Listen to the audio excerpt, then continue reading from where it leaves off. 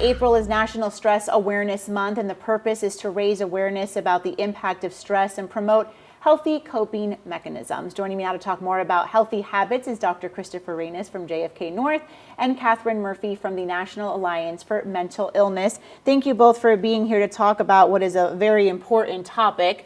Let's start with what the definition is of stress. So stress is the body's natural response to any sort of perceived, real or perceived challenge or threat. It basically is what gets your body into the mode to be able to respond to whatever that might be at the time. And we're talking about the impacts that this can have on the body. What are some of the things that both of you are seeing?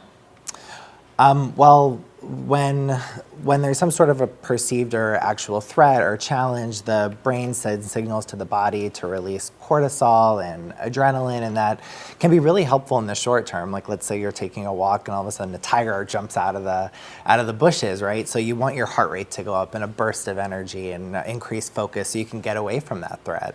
But over time, you know, in the modern world, we're not running away from tigers, right? So we're dealing with financial stress, family stress, deadlines. Those everyday stressors, all of those, right? And so that stress response gets activated over and over again. And so when our body is constantly flooded with these chemicals, that's what leads to cardiac problems, problems with your immune system, sleep issues, you know, increased risk of mental illness, things like that. So how do we cope with this?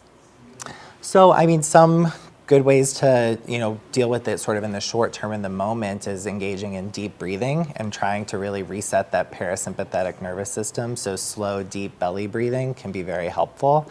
If you're in a time of high stress, you know, we just got through tax season, making sure you're actually making time for good sleep. That helps to actually reduce those cortisol levels. Getting into a regular exercise regimen can be very helpful, burning off excess adrenaline, increases your heart rate variability, which helps just with overall resilience to stress. And actually talking to people during times of high stress. It releases another hormone called oxytocin. Oxytocin can help actually further reduce cortisol levels and actually in the moment We had a story just a few minutes ago about you know, coping with what happened at FSU yesterday and kind of how to talk to your kids about it. And that was one of the things, even just talking about it, you know, can maybe help you feel a little bit better about it.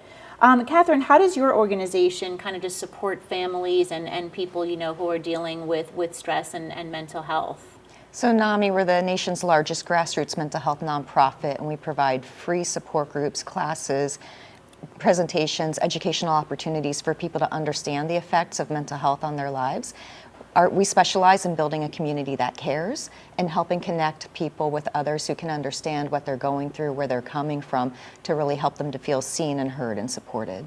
All right, well, thank you both so much for stopping by and talking to us. If you'd like to watch this interview again, or if you want more information, you can head to our website, WPBF.com. And as a reminder, if you are in crisis, there is help available 24/7. You can call or text the Suicide and Crisis Lifeline at 988. You can also use that number locally, 211. You can get help and resources, and those numbers are available 24/7. Again, to watch more about this or to learn more information, you can head to our website, WPBF.com.